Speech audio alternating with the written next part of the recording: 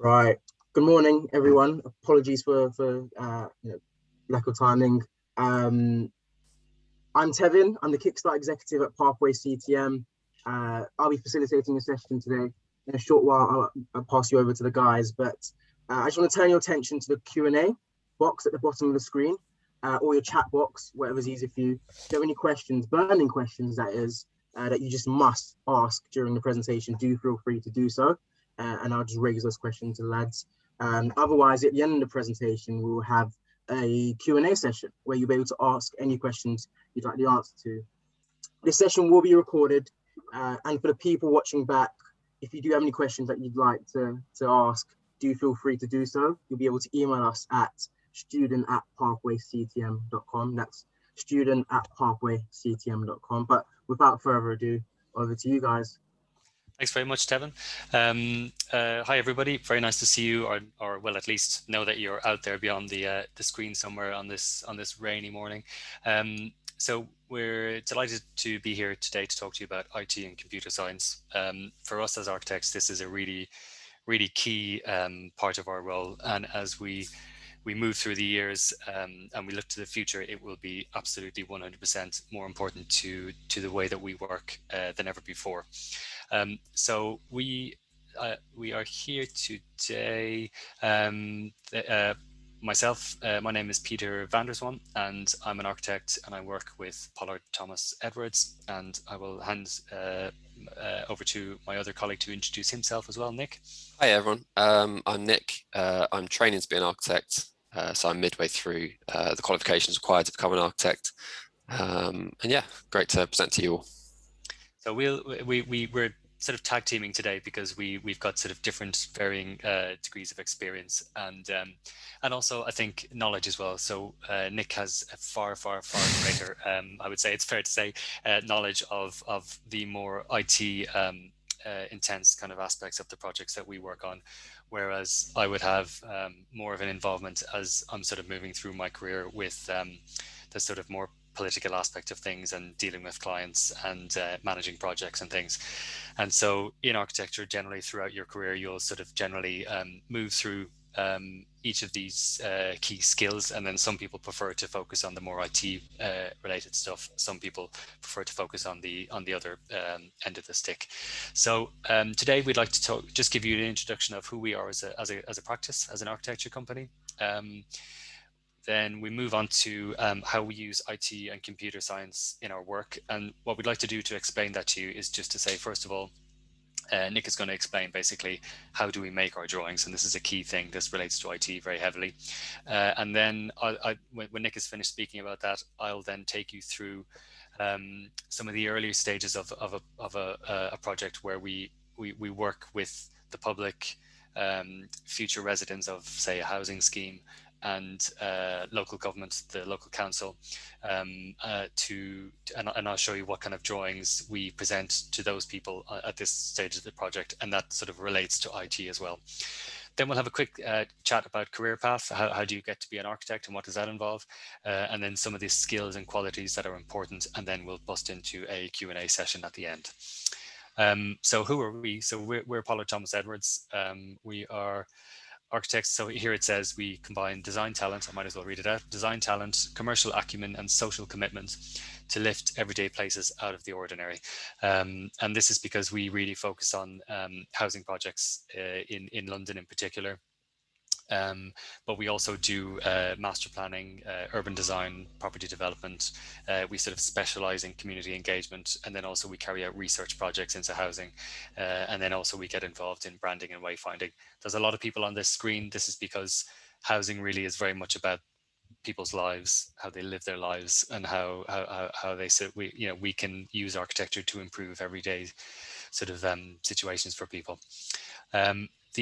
This is a project timeline of our practice. We started off in the 1970s. Well, not we, but other people, long before I joined, when people didn't really want to live in London. The city was depopulating. There was a lot of dereliction, and the practice was very much involved in the refurbishment of falling apart buildings and sort of, we called it sort of visible mending of the city at that point, and kind of healing the city and kind of bringing it back to life.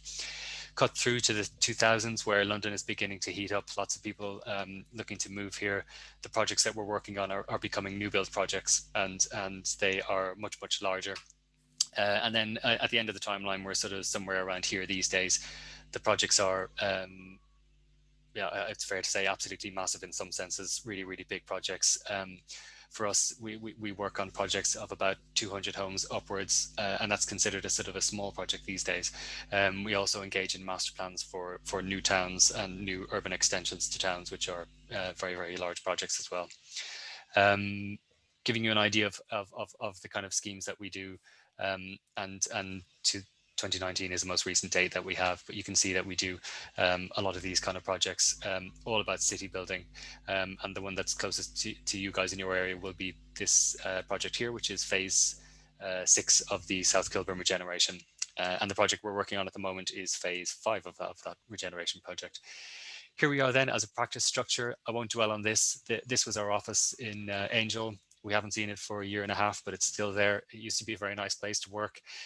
We're all now working in a completely different way, of course, completely atomized and from home. And we'll try and introduce a new sort of hybrid working system as we move into the future. And there we are. There's about 150 of us. We come from all over the world. 50% from the UK, 25% from the EU, and 25% from the rest of the world. And there is myself and Nick. So how we use IT and computer science in our work. Nick, I'll hand over to you. Great, thank you, Peter. So how do we make drawings? So there's kind of two strands to this. So when we get a site or a brief, we will start sketching out ideas, usually by hand, even when we are working remotely. So that would be very kind of simple ideas about what we want to do with the site, how we think we can get the best homes on a certain area. But then that has to be translated into technical drawings so that when we present our scheme, it's very clear what we're presenting when we work with consultants to work out if this is structurally viable or how the scheme relates to other areas of the site or different components of the building. So we take that information and then we draw it up in some very sophisticated computer programs. As you can see on the right is one of our schemes. So this is 2 models. So this is our model and a structural model within it. So those long strands is the structural model from our structural engineer. And this is how we combine all of our information on a project to make sure it's all well coordinated and is a very efficient manner of producing information. The next slide, please. So previously, a long time ago, even before I started my career, it was common for architectural practices to draw things on drawing boards and draw everything by hand. So lots of rulers and lots of errors. It's become a lot more sophisticated since then, and that was into more kind of 2D drawings. So this was the image on the left is from a program called AutoCAD, and what this was or still is around, but it's drawings like with basic computer lines, and each drawing doesn't necessarily relate to the other. So more efficient than drawing boards, but still not quite as good as what we do today. So what we do today is what you can see on the right, which is a program called Revit. And this is the same program building from the previous slide.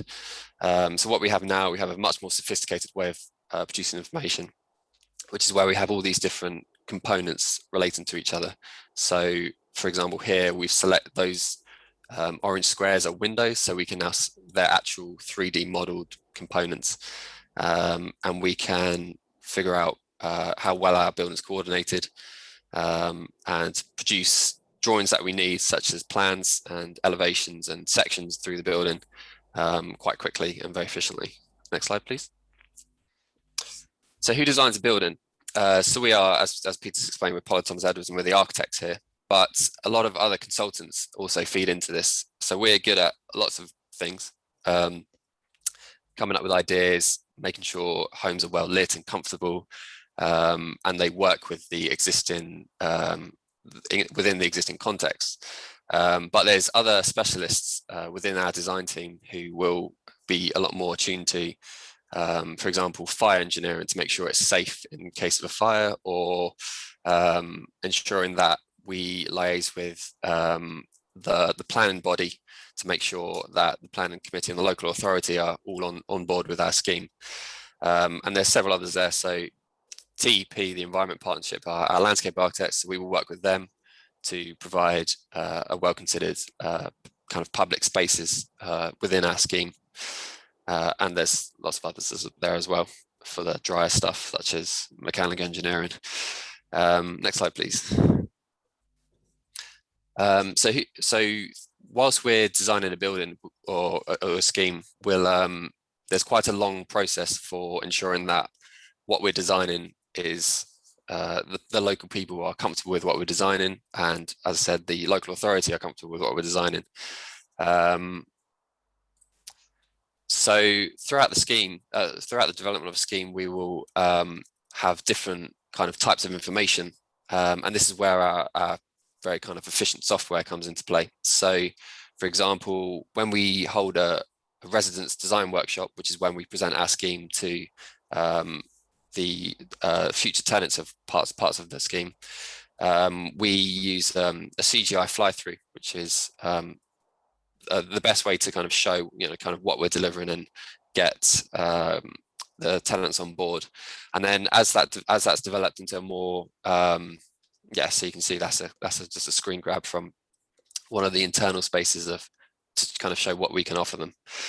So as that's developed into a more refined scheme, and when it's submitted for planning, we'll need to produce a lot more drawings to make sure everything works, everything's compliant. For example, we're providing enough cycle spaces, or the structures enough to hold the building up. So then that will be translated into different types of information, which we produce on this slide. So that will be things like technical drawings. You can see in the center of the screen. So that is how what this example here is, ensuring that the bathroom is safe and big enough, and those sorts of things.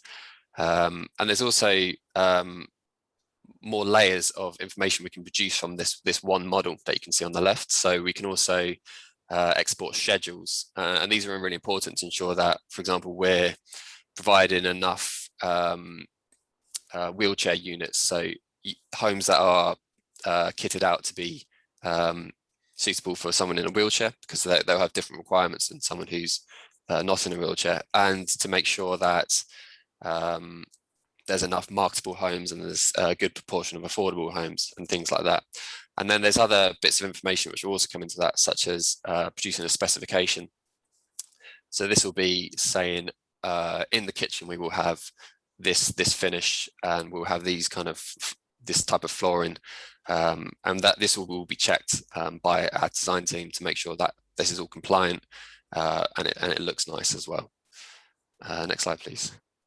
Okay, so then Nick, I'll jump into this one. So then, just to sort of leapfrog on from what Nick was saying, I'd just like to give you a sort of a brief case study, really, from the current project that we're both working on, which just illustrates kind of what Nick was talking about in terms of some of the drawings that we present to the public, and local residents, etc. So that will start off with things as basic as a photograph, but we will manipulate these photographs with software to produce, obviously, sort of labeling, outline the site, fiddle around with the sort of the quality of the photograph, that kind of thing. We'll use maps, and again, we'll sort of manipulate those with software so that we can show where the site boundary sits on these maps, so that we can kind of represent that to the public. And here we're using existing context to gain inspiration for our proposed buildings. Some of these photographs are here. We're using the Flatiron building in New York as an inspiration, but also local mansion blocks within London. And again, more about inspiration. And in this case, we'll just use photographs. But again, IT is really important for us here in terms of getting our presentation across. And we use Adobe Suite software and InDesign in particular, in terms of the programs that we use to do that. And they're really, really helpful for us to manipulate imagery. then what we move on to is we like to do diagrams that completely I would just get to a full screen mode that completely explain the project from start to finish. So in this case, we'll say, okay, let's have 12 key principles to describe a site, and we'll use really simple diagrams to do this. These will be 2D diagrams, and we'll use again Adobe Suite software with extracts from the model Nick was showing you earlier on to produce, and then also merge those with some. So we'll use the model that Nick was referring to in explaining. We'll use Adobe Suite software, usually Illustrator, Photoshop, and InDesign to produce these 6 key diagrams. And in this case, we start off with the site diagram showing the existing buildings, establishing a new route through the site, thinking about 2 landscape rooms within the site, keeping a grade A tree, setting up a family of distinct buildings, setting up homes with dual aspects, which means that every home has a view in 2 directions, then shaping those buildings so that we can improve those dual aspects, giving each block a garden, splitting the ground floor into non-residential uses like commercial and co-working, maximizing active frontage, which is what we're basically a simple way of saying lots and lots of windows overlooking the street, so there's a lot of security, unlike in the sort of post-war 1960s developments where you had a lot of car parks and ground floor, or fences where nobody could actually see what was happening in the street, and these buildings aren't safe frequently to walk beside at night because they don't have a lot of active frontage. We describe then where entrances are in the buildings, and then we describe in very simple terms, very much stripped back from the kind of model Nick was showing earlier on. We'll take a lot of information out just to describe really key principles, such as how tall the buildings are and how those buildings relate to new tall buildings which are emerging around the site. Then we'll use again the model Nick showed to extract drawings such as these ones, where we talk about a family of architectural kind of buildings. So we'll say that this is the inspiration, which is a photograph, and then we'll extract elevations from that 3D model to talk about the kind of street architecture, which is the sort of lower 6-story buildings. This park-facing architecture, which is all about big balconies overlooking the park, and then a tall building architecture, which is about this kind of Flatiron, New York type of setup. And then we'll use those extracts to describe the architecture. We'll also use that model to extract a 2-dimensional plan so that you can see in very simple terms where everything is laid out and arranged. And then we'll couple that with 3D drawings directly from that model.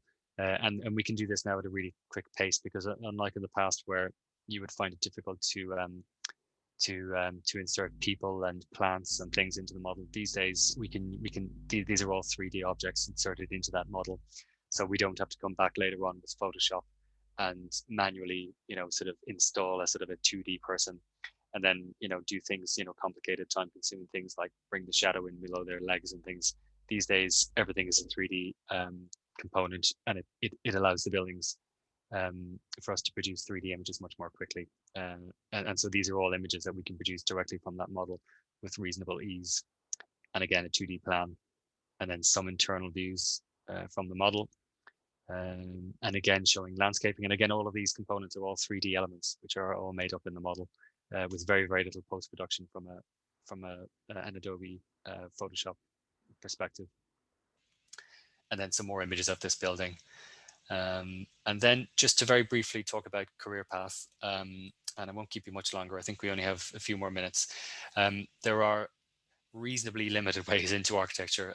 There is university, which probably most of you will be familiar with. This is about simple entry to university. You do 2 stages. You do a part 2, which is traditionally about 3 years, where you sort of get to a certain point in your career, and then you take time out, maybe get experience within an office in a practical environment, and then you return. You do part 1 and part 2. You do your first 3 years as part 1, and then you return for part 2, which is traditionally about 2 years, and then you can leave university, and then following that you need to do 2 years of practical experience, where you will gain knowledge of both everyday practice of architecture, but also contracts and project management and all the sort of legal side of things as well. There is now emerging, which we are trying to support, an apprenticeship scheme where university is obviously very expensive, and sort of difficult to access for a lot of people. So what a number of practices in London are now trialing is that we can do a bit of university, but also coupled with time spent in a practice that is paid, and then that reduces the financial burden on people trying to gain an architecture degree. Which I think is an unbelievably worthwhile thing to do, and it should be the future of architecture. I really believe that. So that's a really worthwhile thing which is emerging at the moment. And then just to say on career path, the profession has lots and lots of room for all sorts of different type of characters. We're talking about IT and computer science today. That's obviously more technical in its bias, but the architecture has room for all those kind of people with those kind of mindsets, but it also has lots of room for people who are more artistically bent and more of that sort of kind of way of thinking. So there's a lot of room for everybody basically in the profession. And then just the last thing we'll sort of say is that what skills and qualities are important to the profession. One of the things that drove me completely nuts when I was at school is that all the career guidance counselors that I had told me that you had to be good at maths to do architecture. Absolutely not true. What you really need in architecture is lateral problem solving. It's very, very seldom that you'll go on a linear process through trying to solve a problem or crack a site. You'll be completely bombarded by multiple different issues coming from the site, the client, the public, the site history, the sort of planning legislation, the technical guidance, which is also based in legislation, and all those other supply chain and artistic sort of narrative elements all coming at you at the one time. And so it's probably more suitable to people who have good language skills or have an interest in art, but also people who are good at maths can also enter the profession and be absolutely successful. It's just that it isn't just one thing. You need to be collaborative. Architecture is very unisolated. You will need to talk to the public, your clients, the future residents, the planning authorities, all sorts of different people. As Nick was saying, there'll be multiple different disciplines: fire engineers, structural engineers, civil engineers. You will be collaborating on a daily basis with 20 other key stakeholders. So you need to be really good at dealing with multiple people.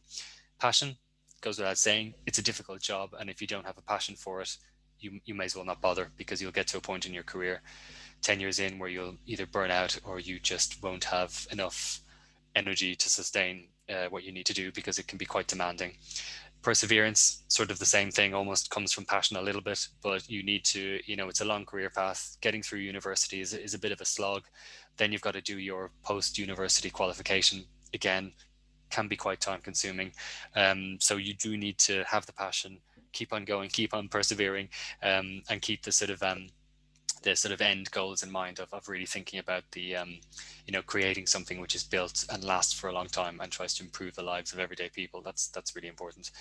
And then lastly is just an interest in detail. So you need to have kind of an overview of things, but also you need to know where materials are coming from. What's the embodied carbon of those materials? How do they relate to the sustainability of the project? And how does this thing all come together and built in the most sustainable way? And it looks good, and that materials interface and join well together. That's all kind of quite vital. I think that's a good point for us to stop and ask if there's any questions.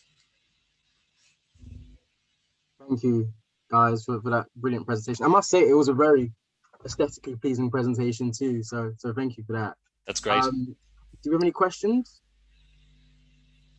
I have a question actually, and straight come back to you, Peter. What's your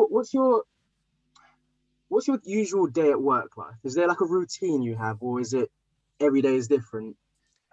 Every day is definitely different. So today, for example, we'll do a meeting like this, which is, I suppose the start of is the pandemic has changed things a bit. When we were in the office, things were quite different. My day seems to be taken up these days by a lot of Zoom meetings. It's really about communicating with Nick. So, myself and Nick might meet on a day. We'll agree. Well, actually, it'll be myself and Nick, but it'll also be probably 2 or 3 other people as well, because there are large teams involved for ourselves. We'll meet up either at the start of the day or at the end of the day and look at what we've been working on, agree what we're going to do to improve that work and move forward.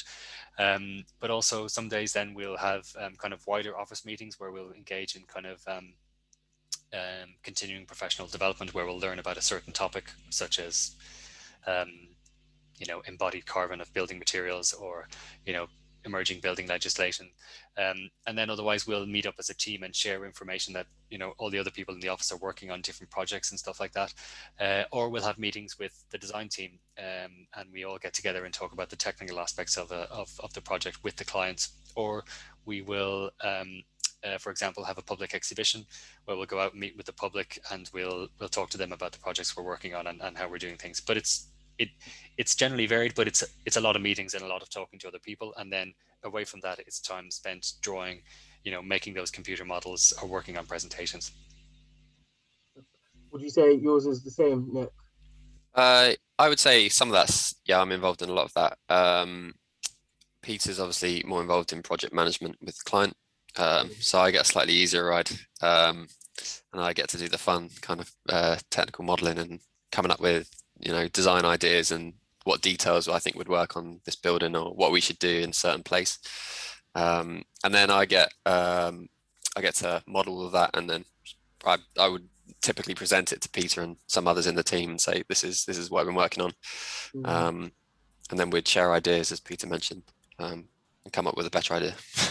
I think that's a perfect segue to my next question, Nick, which is, what is your favorite part of the role? What is your favorite part of, what you do? Good question. I think it's quite gratifying to have some ideas, your own ideas on something, and then see that being translated into a plan and a design, a real design for a building. Yeah. And then having that go through planning. And one of the more gratifying things on this project we've been working on is doing that and then showing it to the existing residents that will be living in part of the scheme, because it's been really rewarding seeing that received really well, and seeing people generally excited about, this is what we've come to design. This is what your home could look like. So that's probably one of the most satisfying things, I would say. Okay. One of yours is the same, Peter. Nick points out something really key. Yeah, I'm sort of the same. I think we do a lot of estate regeneration projects, and we do kind of co-design workshops with future residents who will move into the buildings.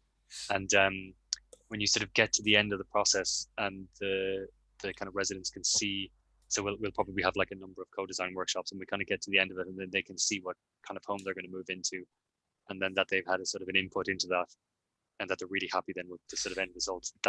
That's massive. That's really, really, really satisfying. And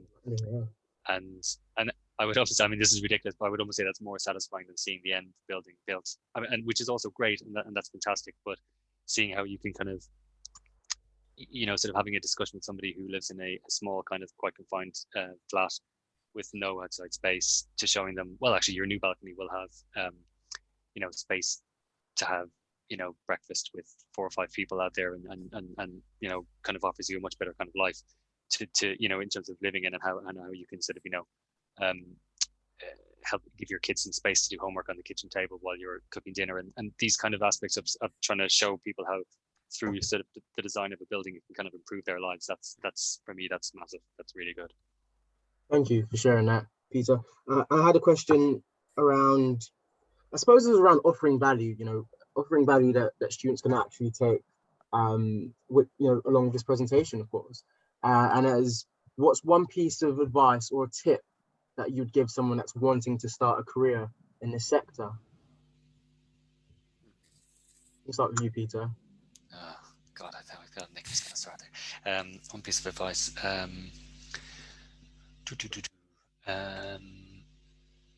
mean, we can go to you, Nick, if you have an answer. It's a tough question.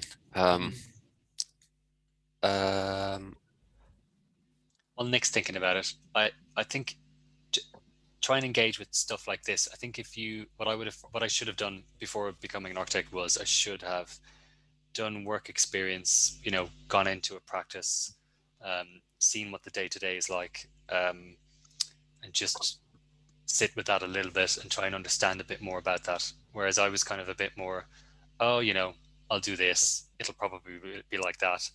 And then sometimes the reality of what you're doing on a day-to-day basis is probably quite different than what you expected. Yeah. And it's not necessarily a bad thing, but I would have tried to, if you're interested in a career, try and just experience it, even if it's just for one day, even if it's through like a Zoom session with somebody. If you can, just try and do a bit of that research. That's what I should have done better, I think. Nick, do you have any tips? That's a good point that Peter made. I think just on that, actually, the process I took, I dipped in and out of getting practice experience, and between first year and my second year, I worked in a practice and did things like that, and that really helped me. So I agree with what Peter's saying. What I would say was try to be as creative as you can. If you're looking towards doing architecture, just try and take as much of an interest as you can in anything creative. Go see art, go to a museum, because all these things will feed into more than you think into architecture, and it will influence what you think about certain things, what you think works in a certain place, the styles you would aspire to design to.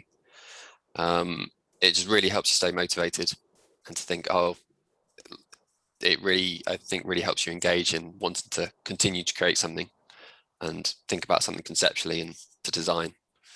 That really helps me, I think. Sure. Well, Peter, Nick, thank you so much for attending and sharing your presentation. Peter, you mentioned something just very briefly about work experience, and the people in attendance and people that will be watching this recorded. I'll put a link in the chat. It's an event that we'll be hosting on the 14th of July, which is on a Wednesday at 5:30 p.m. It's an insight day where you can hear more about Pollard Thomas Edwards. And also you have a chance to possibly get into some work experience with the company. So do feel free to sign up early for that, and it's in the chat.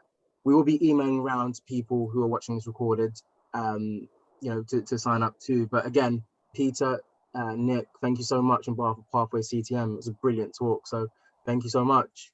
Thanks, Tevin, and thanks to everybody who came along today. Cheers, guys. It was useful. Cheers. Take care, guys.